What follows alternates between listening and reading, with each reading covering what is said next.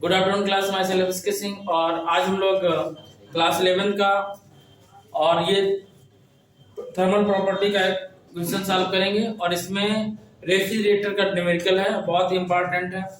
Refrigerator के बारे में जानते ही आप लोग। रेफ्रिजरेटर की जो इफिशियंसी है उसका जो फार्मूला यूज करते हैं क्या होता है, बीटा इक्वल टी, क्या होता है T2 upon T1 minus T2। ये रेफ्रिजरेटर। अब इसका इस पे डिपेंड न्यूमेरिकल बहुत बड़ा है तो हम लिखेंगे नहीं, डायरेक्ट बोलने समझेगा। In a refrigerator heat from inside at 227 degree, heat from inside at 227 degree. अब जब हम लोग हीट लिखेंगे, एक T1 होता है, T2 होता है। हीट को टेम्परेचर के फॉर्म में लिखा गया है क्या, 227 केल्विन, ठीक है ना। तो हम डायरेक्ट अभी लिख रहे हैं ऐसे 227 है ना बेटा, 277। अच्छा 277 केल्विन। और आगे कह रहा है कि is transfer to a room at 300 kelvin. कितना ट्रांसफर कर रहा है, 300 केल्विन, ठीक है ना। आप पहले ध्यान समझिएगा, 300 केल्विन। अब इसमें T1 कौन होगा, T2 कौन होगा। जो ग्रेटर होगा वो T1 होता है, जो लेस होता है वो T2 होता है। ऑलवेज ध्यान रखिएगा, ठीक है ना। तो ये T1 हो गया और ये T2 हो गया। रेफ्रिजरेटर उल्टा चलता है, सिंक से सोर्स की ओर, ठीक है ना, सिंक से सोर्स की ओर। और जब सिंक से सोर्स की ओर वर्क करेगा तो सबसे पहले सिंक का बोला जाएगा। तो सिंक के कितना हुआ 277 और सोर्स का टेम्परेचर ज्यादा होता है, कितना है 300 केल्विन। आगे सिंक करा, how many joule of heat shall be delivered to the room। तो रूम को कितनी हीट डिलीवर्ड की जा रही है, मींस क्या फाइंड करवा रहा है, Q1 फाइंड करवा रहा है। क्या फाइंड करवा रहा है, Q1। रूम को टेम्परेचर रूम पे है और कह रहा है Q1 कितना हीट रूम को डिलीवर्ड की जा रही है, Q1 फाइंड करवा रहा है। आगे कह रहा है कि to the room for each joule of electrical energy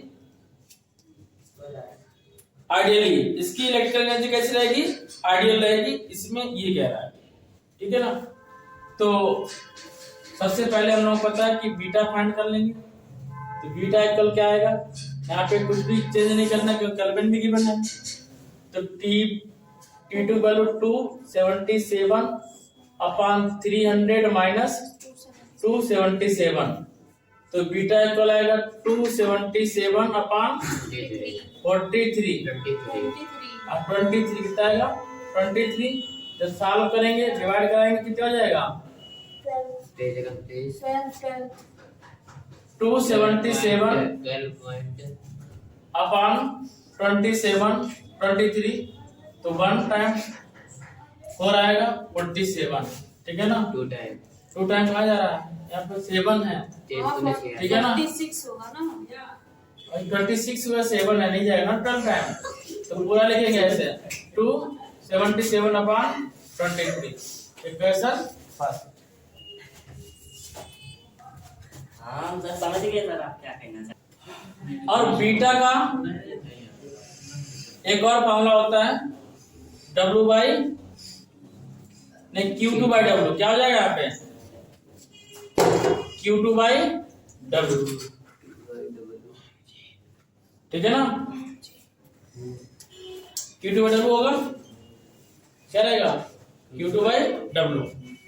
जब Q2 बाई W यूज करेंगे तो इसकी भी वैल्यू क्या आएगी, 277 अपॉन 23। तो Q2 कितना आएगा, देखो यहाँ ये आइडियल इंजन है। आइडियल इंजन में क्या होगा, आइडियल रेफ्रिजरेटर है। आइडियल रेफ्रिजरेटर में जो हीट प्रोवाइड कराई जाती है वो कितनी होती है, 1 होती है। कितनी होती है, 1। तो यहाँ पे Q2 इक्वल आएगा W into 277 upon 23। Q2 equal 1 into 277 upon 23। तो Q2 की जो वैल्यू रहेगी अप्रॉक्सीमेटली 12, ठीक है ना, अप्रॉक्सीमेटली 12। अभी हम लोग डिवाइड कर रहे थे तो 12 पॉइंट समथिंग आ रहा था, तो हम लोग यही सपोज कर लेंगे कितनी अभी 12। ठीक है ना। और रेफ्रिजरेटर आप पढ़े हो, हमें कितनी हीट प्रोवाइड करेगी इंजन को, हमें Q1 फाइंड करना है। और आपको पता है कि W प्लस Q2 इक्वल इसमें रेफ्रिजरेटर में क्या होता है, Q1 होता है। W प्लस Q2 इक्वल क्या होता है रेफ्रिजरेटर में, Q1 होता है। और W वैल्यू 1 है, Q2 वैल्यू 12 है, तो Q1 वैल्यू कितनी जाएगी 13। तो Q1 इक्वल कितना आएगा 13 joule. Question finish.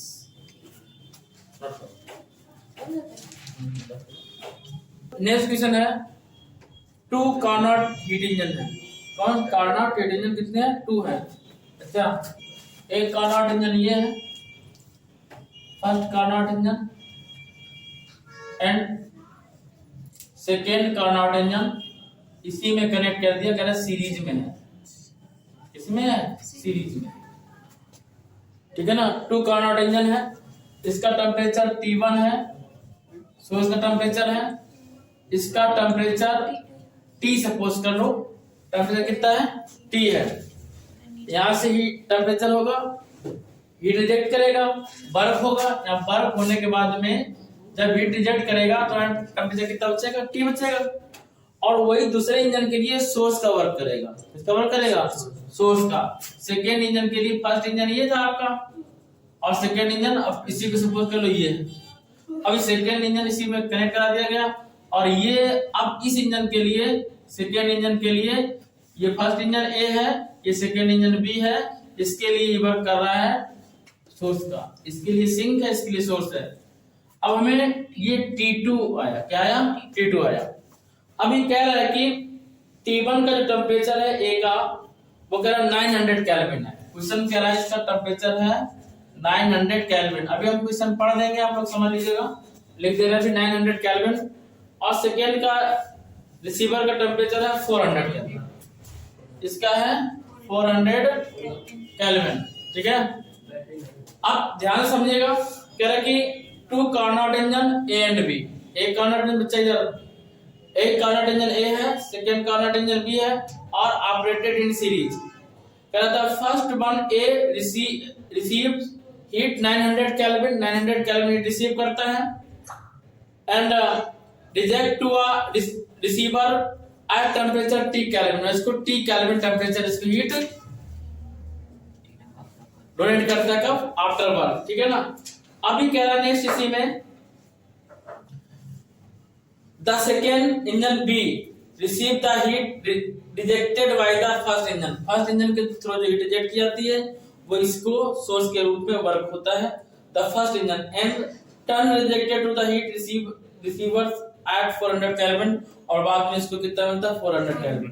Calculate the temperature T, इस T की वैल्यू फाइंड करनी है।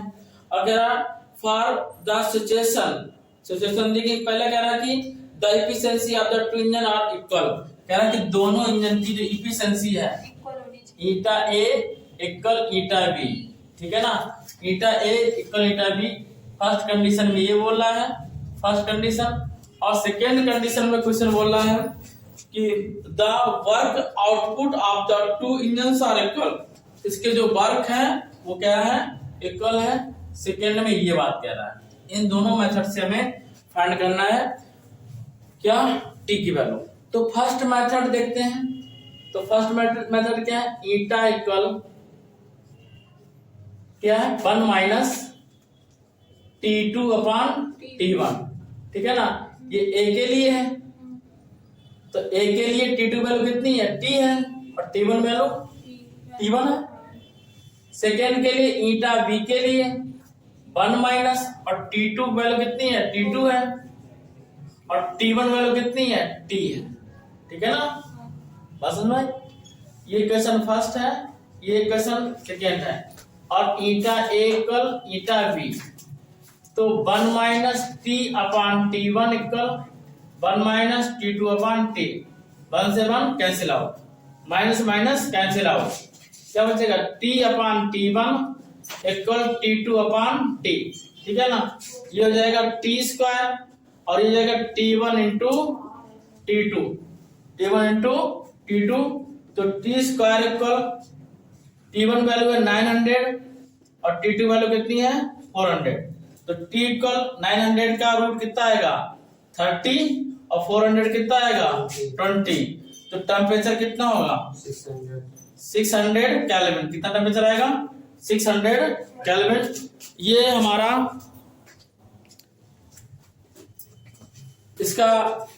इसके सिंक का टेम्परेचर है और इसके सोर्स का टेम्परेचर है, दोनों का सेम है। अब हमें बर्फ पे फाइंड करना है। किस पे फाइंड करना है बर्फ पे, पहले इतना नोट करेंगे आप, तो ध्यान से सुनिएगा। अब सेकेंड में कह रहा है कि बच्चा सेकेंड में कह रहा है बर्फ इक्वल है, ठीक है ना। और बर्फ के लिए हम लोग इसमें पढ़े थे W इक्वल क्या आएगा T2 माइनस T1। ये हमारा T1 माइनस T2 तो क्या होता है T1 माइनस T2, लड़के T1 माइनस T2। ये W A के लिए अगर फाइंड करेंगे तो W के लिए T1 T है और T2 क्या है T है। और W B के लिए फाइंड करेंगे, अब ये T1 की जगह T लिखेंगे और T2 की जगह T2 लिखेंगे। अरे first second W equal WB, T1 minus T equal T minus T2। इस T को इधर ले आएंगे और T1 plus T2 equal 2T, तो 900 plus 400 2T, 1300 equal 2T, T equal 1300 upon 2, 650 kelvin. खत्म का है। ध्यान सुनिएगा, calculate the fall in temperature of helium. Helium जो हीलियम एटम है इसका टेम्परेचर फॉल हो रहा है और इसका टेम्परेचर फॉल होकर कितना हो गया 15 डिग्री सेल्सियस। अब कह रहा है कि इनिशियली यानी कि T1 कह रहा है टेम्परेचर कितना T1 15 डिग्री सेल्सियस किसका हीलियम का। अब कह रहा है व्हेन इट सडनली एक्सपेंडेड, और अचानक क्या हो गया एक्सपेंड हो गया। एक्सपेंड मतलब फैलना होता है, कितना 8 टाइम्स इट्स वॉल्यूम, अपने वॉल्यूम का कितना हो गया 8 टाइम्स हो गया। मींस V2 इक्वल हो गया 8 टाइम्स, ठीक है ना 8V, तो V1 कितना होगा V होगा, 8 टाइम्स हो गया तो V1 कितना होगा V होगा। अब कह रहा है given gamma equal 5/3, gamma value given है, गामा इक्वल बोल रहा है 5/3, गिवन गामा इक्वल 5/3। आप क्वेश्चन पे समझेगा, calculate the fall of temperature, temperature हमें कैलकुलेट करना, कितना टेम्परेचर फॉल हुआ T2 इक्वल क्वेश्चन मार्क, ठीक है ना।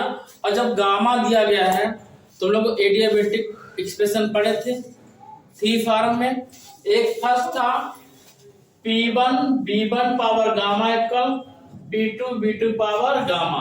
यहाँ प्रेशर नहीं है, वॉल्यूम है और टेम्परेचर है, तो प्रेशर को कन्वर्ट करना किसमें टेम्परेचर में। तो हम लोग क्या फॉर्मूला पढ़ते थे P इक्वल टू nRT, तो P equal nRT by V, P equal nRT by V। यहाँ पे PV power gamma equal constant पढ़ा था हम लोगों ने, P की जगह पुटअप किया nRT by V, कितना पुटअप किया nRT by V equal K। अब देखो जो कांस्टेंट है कांस्टेंट पहुंच जाएगा, कांस्टेंट कहां पहुंच जाएगा कांस्टेंट में, तो क्या बचेगा।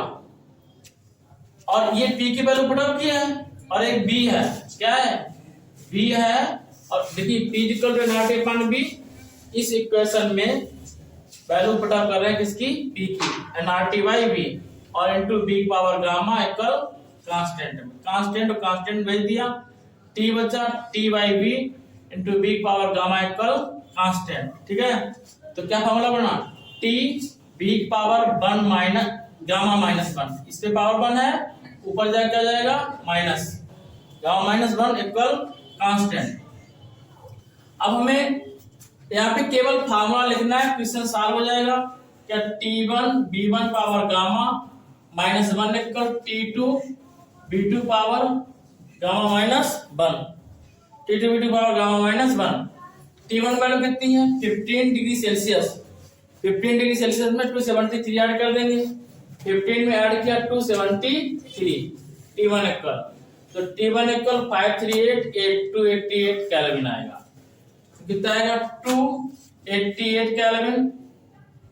और B1 जगह B और गामा वैल्यू 5/3 -1 इक्वल T2 जगह T2 और B2 वैल्यू कितनी है 8B कितना है 8B और पावर 5/3 -1।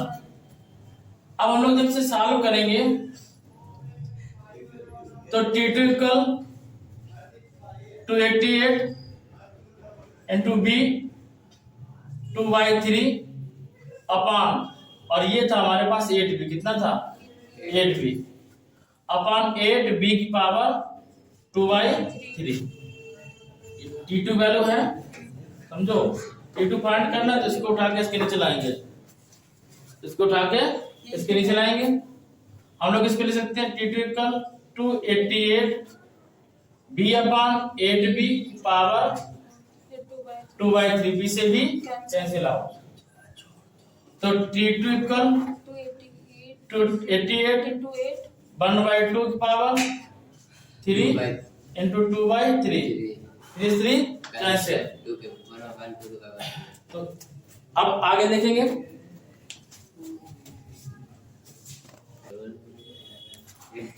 अब देखिएगा T2 इक्वल 288 इंटू स्क्वायर बचा यहाँ पे, तो 2 टू 4 हो जाएगा। तो T2 इक्वल आएगा कितना 72 केल्विन। और हमें क्या निकालना है डिग्री सेल्सियस में। T2 इक्वल कैसे निकालेंगे, जैसे इसमें ऐड किए थे 15 + 273, तो यहाँ लिखेंगे 273 -72, तो T2 कितना आएगा 102 डिग्री सेल्सियस कितना आएगा। अब नहीं बेटा माइनस में आएगा, 72 माइनस करेंगे, 72 - 273 माइनस का 201 T2 चलाएगा माइनस का 201, ये आएगा डिग्री सेल्सियस। ठीक है, इतना ही टेम्परेचर हमारा आएगा। तो आज के लिए बस इतना ही, मिलते हैं नेक्स्ट डे। ठीक है।